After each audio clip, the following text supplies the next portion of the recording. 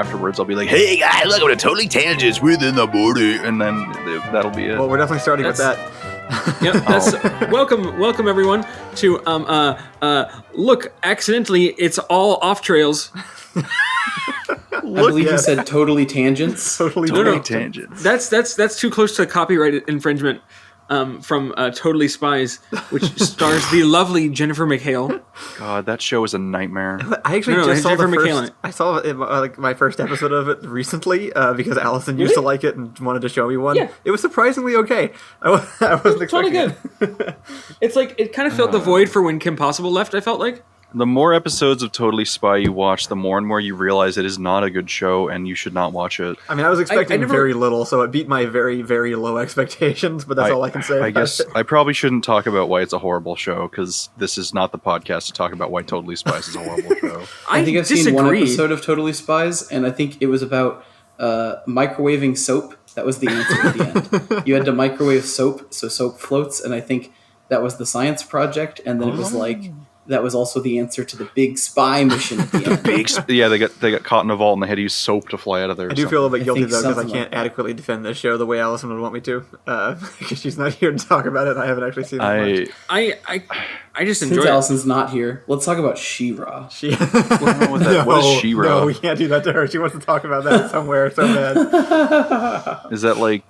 It's What a is She-Ra? Netflix... It's She-Ra. She-Ra is a story about pastel-colored space lesbians. This is true. That sounds awesome. It is. It's the second pastel-colored space lesbian show I have enjoyed. Oh my god, this looks like DreamWorks like Sailor made Moon. some kind of deal with Netflix where they decided to resurrect a bunch of old 80s animated TV shows in 2D animation style, and I was gonna say this looks like something ripped straight from the 80s with a fresh coat of yeah, paint. it's definitely that, and it's done super well.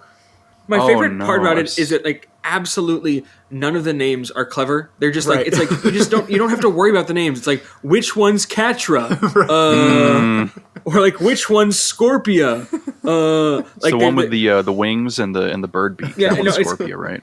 It's incredible like how much because they're all it's all 80s children's toys, right? Right. It's Yeah. it's like so many things. It's a TV show that is made to sell toys, and the toys are like we don't need to give them like super complicated deep lore backstory names. This one is the one that everyone will like, so we're going to call it Adora, Right. And that's anyway. It's a great show. It really it's is. like Steven Universe had a baby with Sailor Moon, sort of. See, I And was then going to say also- it's if like Steven Universe had a plot. Yeah, I was gonna say. Steven Universe has lots of plot. You just refuse to like it. Steven Universe has lots of plot. The show just refuses to like it. That's the Well, problem. The show doesn't want the I plot. don't know. As much as people like love like X-Files and other Freak of the Week / Mythos shows, I don't know why Steven Universe gets all the flack. I think just because it's 'cause- new, because I watch X-Files, and I'm like, yeah, this is bad, but I didn't expect anything different. I guess it was groundbreaking in its time. Yeah. I think the same reason I started to resent Steven Universe is the same reason why I initially resented Doctor Who, where it's Yeah. like, oh, it's the best thing ever, you should watch it. And then I watched it and like, yup, I hate this. And then, but Steven Universe was like, I wanted to like it at first because there was a lot of things that I kind of liked about it. And then it was just like, hey, you know that big plot device that we built up for 2 episodes? We're going to ignore that for 13 episodes while Steven eats French fries. Do you want to watch that, I will kids? say, like, you could get rid of half of the first season of Steven Universe and nothing would change. You can get rid of half of every season and nothing would change. Some of them are down to like 14 episodes or something. Like the first episode is like 50 episodes. It's the first season it's super bloated. It's like I don't know, like they obviously didn't know they had like a super hit on their hands. Like there's an entire episode they just like take aside and like, hey, let's just like, I don't know, do a bunch of anime tributes. Like, will anybody get this? The response was clearly, is anybody watching anyway? Unfortunately, the answer was yes. It's like, I gave Steven Universe the good old 3-episode test, right? that's And like the first wrong way. episode is just like Steven is upset because ice cream. And then the second episode is Steven is being an absolute butt and gets rewarded for it at the end. And then the third episode is Akira, but with cats. Yeah. And I was just like, I can't watch this. No, it's anymore. definitely the joke is always Steven Universe episode 1. My favorite ice cream treat is gone. Episode like the final episode. Well, I'm glad we talked down Space Hitler. And there's like a lot that happens in between those two things. I think the big complaint that I've heard a lot, and this is like from from people who I respect their opinion of, they hated the way that this show got released. As in, Oh yeah, here's 3 episodes, see you in 4 months. And right. it's like, Cartoon wow, Network had thanks. like the Cartoon Network had zero respect for it. It's like, we're putting you on hiatus now, but we have 2 new episodes coming out this week. No, you don't. No, you don't. Like, you have 2 new episodes coming out next month, is what you're saying. they actually did it with the epilogue series, Steven Universe Future, which is actually super interesting because it didn't start any new plots. It just deconstructed the show. It's basically like went through all the fan complaints and went, here's where you're right. Here's where we're just going to tease you mercilessly for what you said before. I'm glad I haven't watched that. It sounds like miserable. It's interesting. It's definitely I took a lot of writing notes from it because it's an interesting new thing. But anyway, like they did it like in 2 seasons, and so like there's 13 episodes, and then everybody just like, I don't know, is that it? They didn't say it's the series finale, but they also have they didn't say they're ever doing any more, and it just ends up like on a weird note with like just Steven taking care of some plants poorly. Nice. And it's like, okay, well, I mean, I guess the show started low key, so maybe it ends low. Nope, there's a whole second season. By the way, it's coming out 3 days. Bye. That sounds like how the end of this sounds like the Adventure Time. Finn takes care of plants poorly, and then bad shit happens. It's actually so it's funny because they share so many people. Like Rebecca Sugar started off on Adventure Time. Oh and yeah, I forgot that was a Rebecca Sugar thing. Yeah, and so she she worked for like a long time on that, and then after like I think 4 seasons or something, she's like, I kind of have this side project I want to work on, and that's when Steven Universe started. You can also look at Gravity Falls being mismanaged too. All the good shows just get mismanaged. It's just like, it's like, cool, we're 30 episodes in and we hit our halfway point, and then Disney goes, can you end it in 10 episodes? And it's just like Alex Hirsch just sitting in a room. It's like, I mean, I can. You don't want me to. This is still like and this is why can I at least have a movie at we're the not end? doing anything with Hollywood ever. This is the that's still like twice the respect shown to Firefly, because every one of these conversations has to go back to bitching about Firefly. Can I tell my story about Firefly? It'll be short, I promise. Go ahead. When I was in high school, like, or maybe this was like right out of high school. No, this was totally in high school because I remember this being weird. I almost dated a girl in high school. Mm-hmm. Don't worry, it gets weirder. And at one point, she was like, "Hey, you're really cool. Can I borrow your Ghostbusters DVD that has Ghostbusters 1 and 2 on it?" And I'm like, "Yeah, if I can borrow your Firefly The Complete Series DVD." And she was like, "Great." We traded DVDs. A day later, I get a text saying, "Hey, I need that back, and I'll give you Scooby-Doo back." Or, not Scooby-Doo, Ghostbusters. I keep thinking it's Scooby-Doo. I don't know why I think it's the Scooby-Doo movie. This is a classic scam. You see it all the time out in the street. And we the trade went through a friend's backpack. I didn't even see her. Wow. And then I never heard from her again until 2 years later. And she contacted me and said, "Yeah, I'm going into the Navy. The reason that all of that happened is because you were too nice, and I was worried you were evil." What? And I was like, "What does that mean?" Okay, I don't know. I'm gonna. This is clear. She watched Ghostbusters for their benefit. I no longer trust anything. Here's the thing: the Ghostbusters movies they were still cellophaned when I got them back. Oh no, they weren't even opened. So here's the thing: I'm pretty sure she had like some pretty serious like mental health problems at the time. And I don't like her explanation was so bizarre to me, but I never get to watch Firefly. I watched the first episode of Firefly.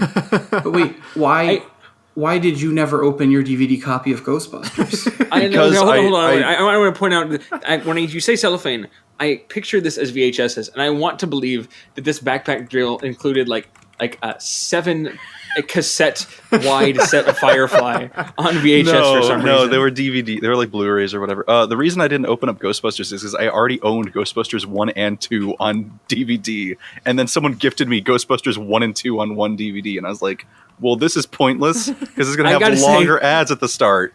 If you gotta give me a little bit of time here because I need to go return your Christmas present real fast. Ghostbusters 1, 2, and 3 on DVD. Speaking of, I once in the middle of like all of my parents moving to Alaska and all that stuff, you know, Christmas has got a little weird during those times. I received Serenity on DVD for 3 years in a row. Hell yeah! And like, I remember like it was like literally the third year, it wasn't a joke because I didn't complain about getting it a second time. The first time I got it a second time because it's like, it's Christmas. Complaints are for losers on Christmas, right? Yeah. So, like, oh, cool, I got Serenity. I love this movie, right? Goes in DVD shelf, right? And, like, my dad, it was like, I was in Alaska, and he just, like, wakes me up, and he's like, hey, I wanted to give you this one early, and, like, hands me a, like, wrapped gift, and I open it, and it's a DVD copy of Serenity, sealed in the shrink wrap.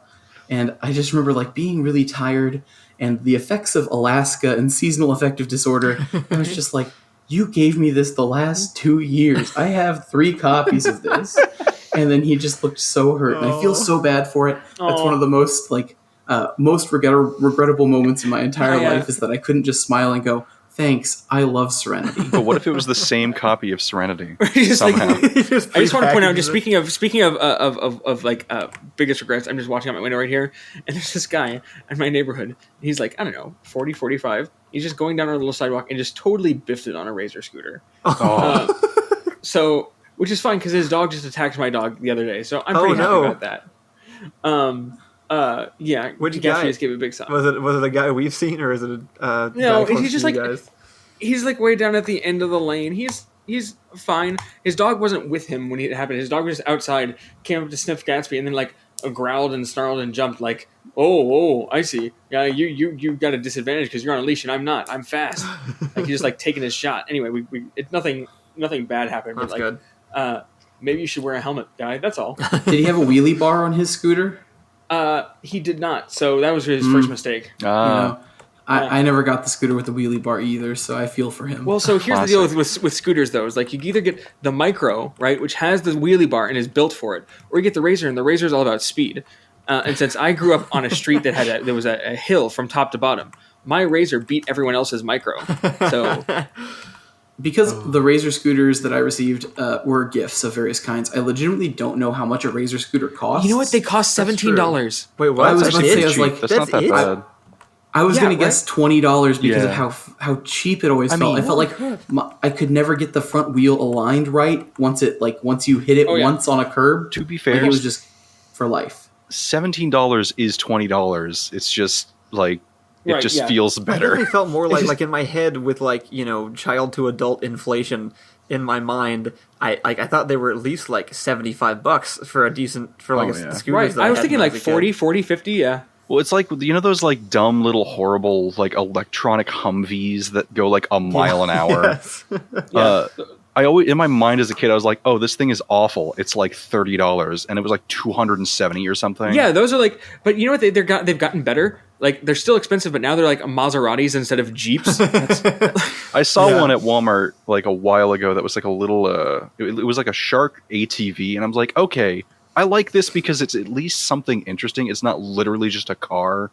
Yeah. A car that you somehow poke out the top of because it's not even scaled properly to your child body. I remember when I was a kid, I got one of those like weird. It was like a jank. I can't remember what type it was. It was like a Jeep or something. But my dad was like, "Man, this thing goes slow. Hold on." And then he looked in the book and he was like, "Ah." And then he shoved a screwdriver into the car and did something, and then it went way faster. And I was like, oh, well, all right. And then he tried to tie balloons to the back of it, but they all popped at once, and it scared me. Oh, like Mario Kart. Yeah, like Mario Kart. This reminds me. Have you ever gotten into the? I like you do. Have you ever gotten into the Nerf modding scene? Oh, I've heard about it. must I've be never amazing. gotten into it though. It's like you can find. It's great because it's just like it's basically airsoft, but like a little bit younger crowd, right? Yeah. And so it's just like any sort of video you can imagine of an airsofter making. Like, here's the best mods. Here's my arsenal. Here's my tactics. Here's all my. But it's all done by 7-year-olds. That sounds amazing. It's like an 8-year-old boy with like a fade in like a wife beater is like, all right, guys. So here's how you remove the air restrictors. It's like, can I mod the darts of my Nerf gun to like not vanish as soon as they leave the gun? Here's all you do is you stick you go through the back, right, and you put in a push pin, and then they stick into whoever. Oh no! Oh, here we go. Well, actually, that's my Easily recommendation. retrievable. My recommendation is you get those oh god, I have no idea how to describe them other than craft store fake cloth feathers that like shred and like shed little like tiny worms everywhere. Yeah. I know what you mean. you get your Nerf darts and you put like 5 of those in the back. So when you fire it, it's like a colorful stream. That, or you paint your Nerf darts like tennis ball green, because that's like way more visible than like Nerf dart yellow. Despite what you being do is very similar. Guys, be honest. What would you be do? honest here. Are tennis balls green? They're Yes. like really pale. So actually, what they are is they're the exact shade of highlighter green that you always mistake for gold. They're really pale yellow green. Have you always thought that they were like blonde gold? Yes. Some of them are. To be fair, some of them are. No. This is great. So if like I don't know if is any of the concept art like up on Facebook still or whatever. Like I have to text Allison now. They're yellow green. They're like yellowish green. Yeah, they're like really. They're not like the they're not okay. They're it's highlighter weird. green.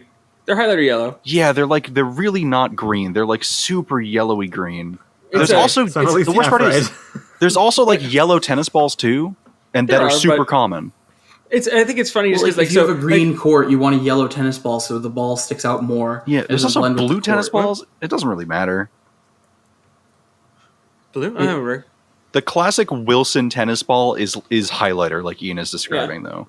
It's like Okay. this is like where your colorblindness in specific. I mean, I'm sure you've just learned around most of it. The one time you like consistently, I remember having to like check is anytime you tried to make anything gold, it turned out green. Yes. That Do did tennis happen balls a go lot. stale? Say again, Ricky? Do tennis balls go stale? Yes. If you put Do it in they? the sun, the rubber gets brittle. Yeah, Okay, because like why are they packaged in pressure? because they go stale. Oh, that's because they are covered in they have their internal air pressure is important, and so like Oh. it's like when you I feel like I played wall ball with the same tennis ball for like at least like 5 Okay. months in elementary school, and that it like never didn't bounce, right? But did you play professional league wall ball, or was this like some bush league, like amateur? Like, did you play?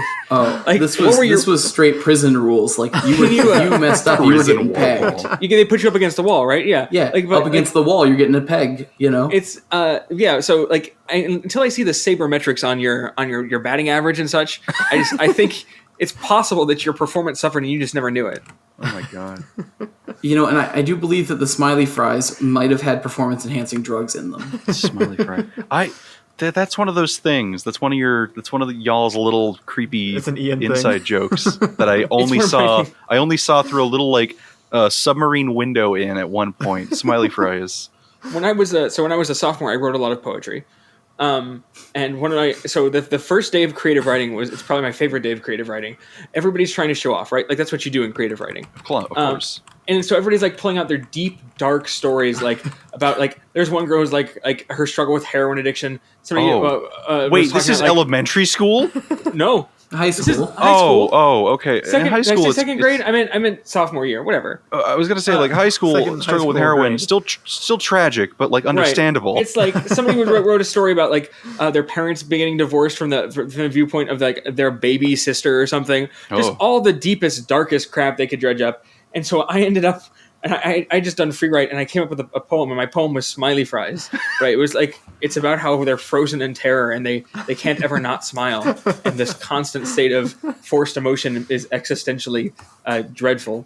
And it was just like I was just the last one to share that day, and everybody just thought I was the best for all. It was totally unearned.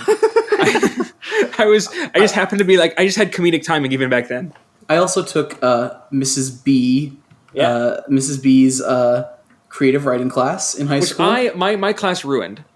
I don't know. Our class pretty much broke the poor woman. She was just doing her best. Right. She's the most appreciated teacher that I think I have in that high school. I was in the same class with Devlin. Yeah, that makes sense.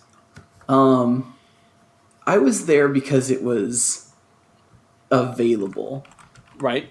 My schedule got a little weird, especially in like sophomore and junior year, because I was trying to do like sports stuff still and also theater stuff. So you had the double elective problem where like your So I had, like- entire schedule was just ruined.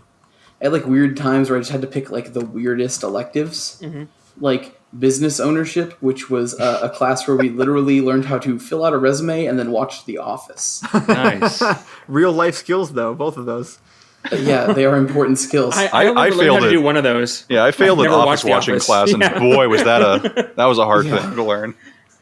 So I never had to take like social dance or anything like that. But sometimes I found myself in really weird electives like creative writing. I didn't really care to be there, but it sounded easier than whatever my alternative was in that schedule spot. So here I am in creative writing as a sophomore or junior, and I'm just writing anything. That's what you do. I ended up doing quote unquote well. Everybody does well, Right. On like the poetry contests because I literally just wrote 3 haikus and just submitted it. Yeah. It's haikus, it's poetry. Sorry, Miss B, you can't fail me because I technically did the work in literally as few words as possible. Yeah. No, this is actually so. Then it got published. I was so proud of I got published in both the essay and the poetry collection. Just saying. But I learned later this is called Vanity Press. This is a real thing. Yep. Often marketed at high schoolers. The real deal is they publish 65% of entries. Oh.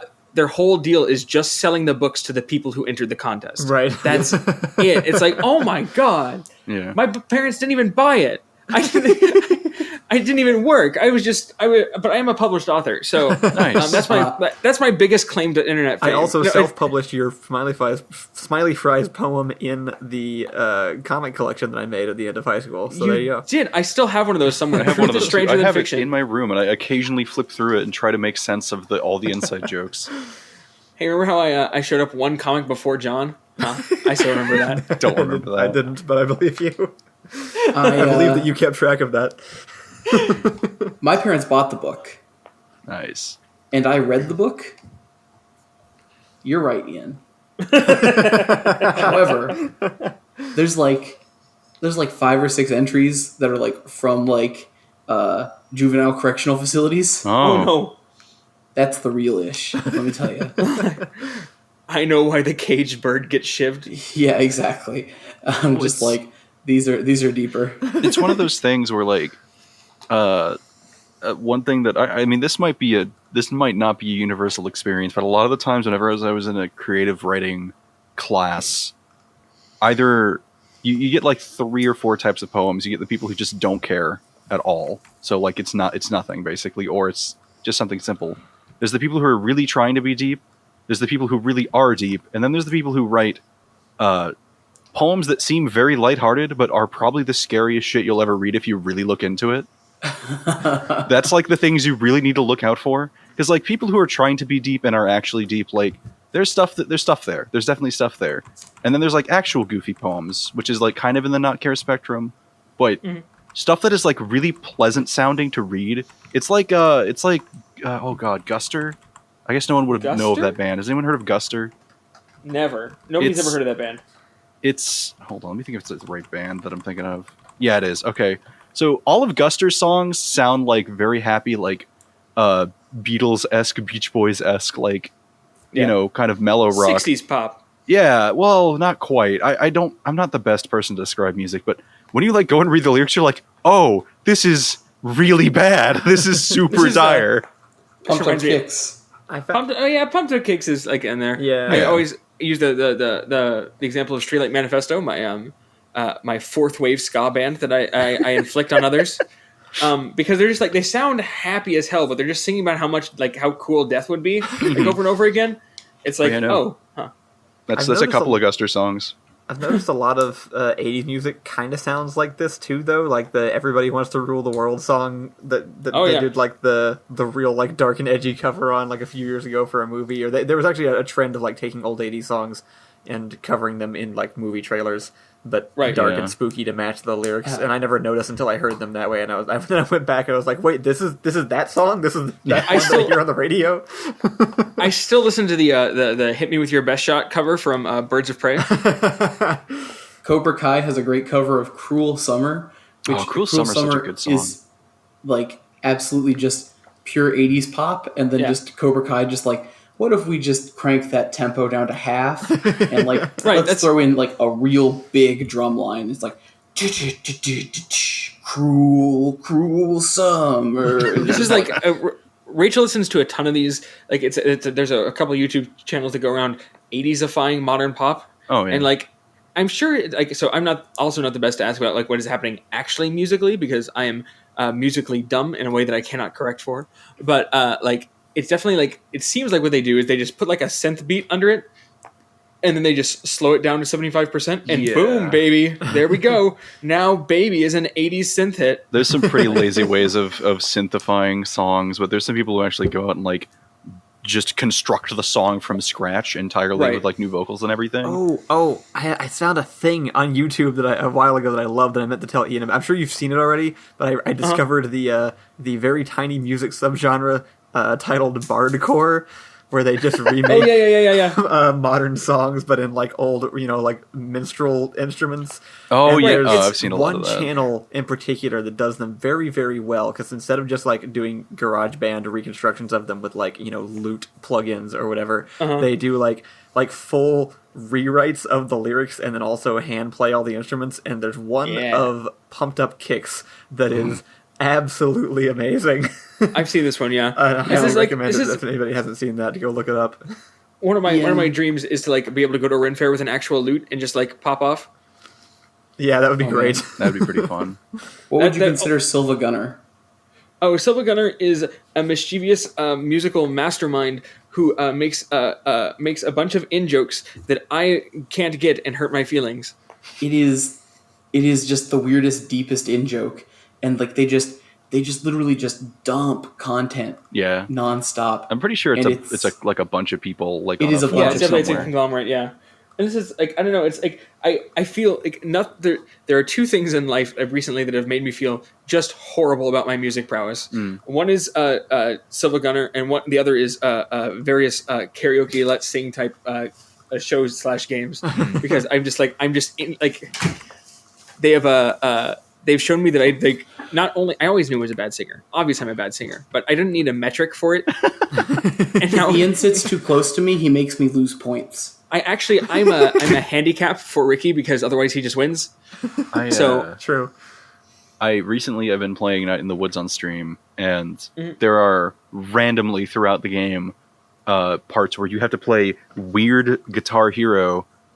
And let me tell you this. For someone who's never touched Guitar Hero in their entire life, being forced to suddenly play weird Guitar Hero in the middle of your story-based platformer is jarring at best and panic-inducing while on stream at worst. That's the best, though. Like, that's amazing. Anytime I found myself panicking on stream, that was the content that everybody loved because they loved to watch me suffer. This is true. This is pretty universally true. Like I don't know. So rhythm games, I'm great at. Like I'm terrible at them. I love Rock Band because I can do drums. I can do rhythms. I can't do tones or melodies. And when you combine tones into rhythms, I can no longer do rhythms. So I know it's like, but like drums, if you just sit me there and just like let me just tap, I can do I'm great on drums. I mean, everyone needs a drummer. Yeah, or a drum machine. I'm used to being replaced by inanimate objects.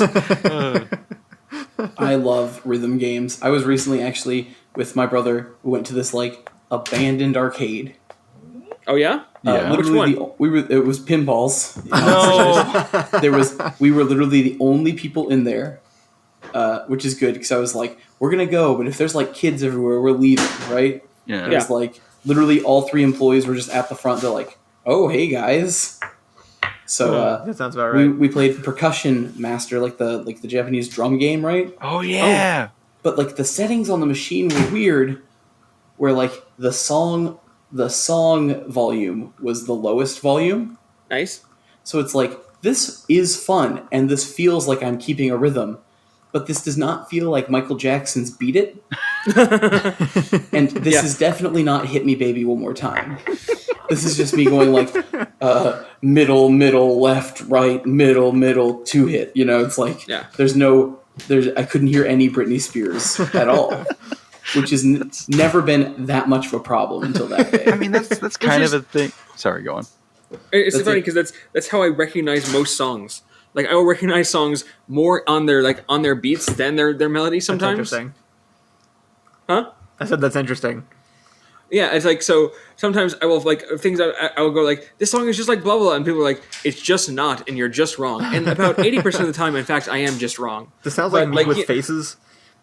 Yeah, I'll do the same thing. Oh, hey, that's that actor.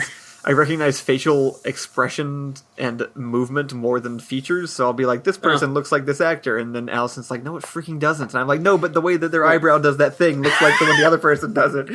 Yeah, no, they're doing the blue steel on mannerisms. Yeah. So it's we just hit 30 minutes. Oh, Yep. Oh, did we? Time. Oh, right. Yeah, I wasn't paying attention. So, All right, cool. Oh, Thanks, guys. Hard stop. We're leaving. Come back next week. Wait, no. Oh. No, okay. What's the name of the episode? Ethan, name the episode. Name the episode? Well, all we talked about was like... I've got a name if you want it. Sure. It's Totally Spies are great at creatively writing space lesbians. That is too long. Shorten it. Wow. Totally Spies are creative space lesbians. There we go.